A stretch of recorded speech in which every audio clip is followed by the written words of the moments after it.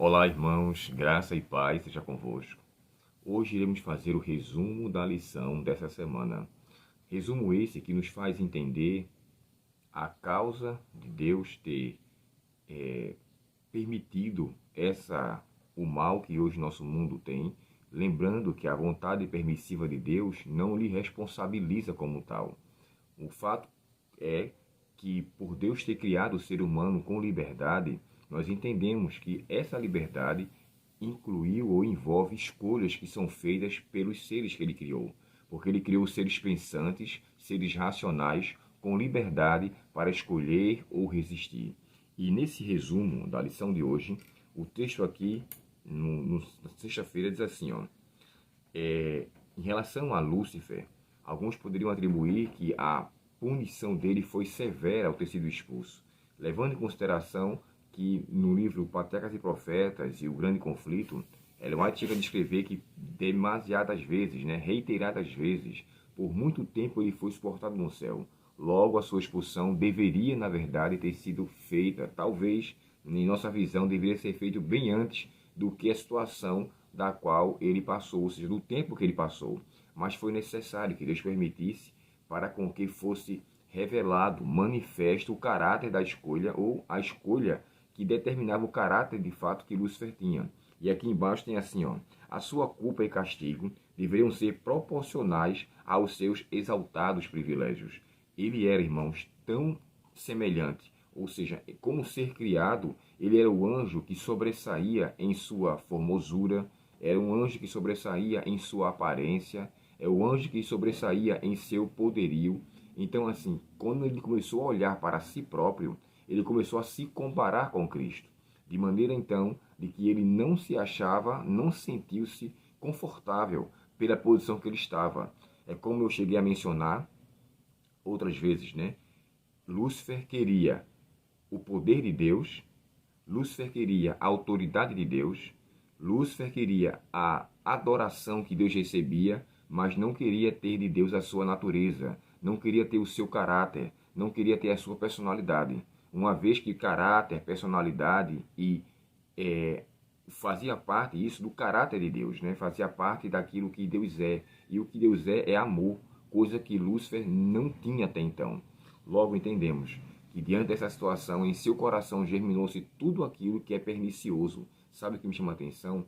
Eu tenho que ter muito cuidado, irmãos, com aquilo que meu coração alimenta. Eu tenho que ter muito cuidado com aquilo que eu me demoro pensando. Uma coisa é eu ser assaltado pelo pecado e a tentação vir em minha mente para com que me propicie a cair. Outra coisa é eu me deixar se demorar com a mente naquilo que na verdade é impróprio, com aquilo que na verdade não vai me trazer benefício futuro. E aqui eu gostaria de responder para vocês 3 perguntas que diz assim. A primeira, como responder à acusação de que Deus é responsável pela origem do mal? A pergunta é essa. Como responder à acusação de que Deus é responsável pela origem do mal? A questão aqui é, pelo livre-arbítrio que ele concedeu. Deus não é responsável. A responsabilidade é colocada para ele pelo fato de ele ser um ser soberano, pelo fato de ele estar acima de todas as coisas. E a vontade permissiva de Deus não deve ser vista como vontade absoluta no tocante à origem do pecado, até porque ela é misteriosa, ela é algo que não tem como ser explicado de fato. O próprio Lúcifer, assim diz o livro Patriarcas e Profetas, ele não sabia aonde aquele mal que estava em seu coração sendo alimentado iria lhe levar. Uma outra pergunta, por que a cruz é central na compreensão da origem do mal e de sua erradicação? Por ela estar enraizada no seu amor. Deus é amor, como eu acabei de mencionar. Logo, o mal não pode andar junto. E Deus, embora sabendo da consequência que o mal traria no coração de Lúcifer, Deus, embora sabendo do que tudo iria deteriorar na terra, ele ainda assim permitiu. E aí você pergunta, por que Deus não isentou? Foi necessário que os mundos não caídos tomassem consciência em relação à situação e fosse revelado o caráter e a natureza do qual Lúcifer alimentou em seu coração. Lembrando, Deus é amor e não há nele treva alguma. Deus é luz, então não tem como fazer comparação entre o que Deus fez e o que Satanás se tornou. Deus criou um anjo de luz. Esse anjo de luz se tornou anjo das trevas, se tornou o diabo, o acusador, aquele que deturpa tudo que é perfeito, bom e agradável e imita uma suposta satisfação para trazer ruína e desejo, onde desperta-se a cobiça, onde se desperta no coração do ser humano aquela vontade ardente de pecar. E a outra pergunta, dentre essas que são aqui, que são 5, que gostaria de falar para vocês era: considerando que Satanás está consciente das consequências de sua rebelião, por que ele persiste em sua luta contra Deus? Irmãos, se existe algo que Satanás mais quer, é ter adoração. E por mais que nós não conseguimos entender ou talvez aceitar, quando eu aceito conscientemente o pecado, eu estou adorando a ele. Eu estou tirando de Deus a sua autonomia ou a sua autoridade ou o seu senhorio e colocando nas mãos do inimigo. Eva foi expulsa junto com Adão de lá porque ela começou a dar ênfase ao que a serpente estava ali oferecendo. E ao dar ênfase a isso, ela começou a pisar pouco a pouco na lei de Deus, nos princípios divinos, naquilo que Deus falara para ela anteriormente. Então, uma coisa que eu quero deixar aqui muito clara é que Deus nos auxilie e que o texto aqui é mencionado, né, de Pedro, quando chega a descrever sobre a submissão, né, sujeitai-vos, pois, a Deus, e aqui no capítulo 5 e o verso 8, eu vou ler para vocês esse texto para encerrar e concluirmos aqui o estudo de hoje. Primeira carta de Pedro, capítulo 5 e o verso 8 diz assim: sede sensatos e vigilantes. O diabo, vosso adversário, ele anda em derredor, rugindo como leão, procurando a quem tragar. E agora o texto é: resisti-lhe, permanecendo firmes na fé. Irmãos, é algo que é necessário de nossa parte. Quando eu falei do texto sujeitai-vos, pois, a Deus, na verdade esse texto ele se encontra no livro de Tiago e não na carta aqui de Pedro.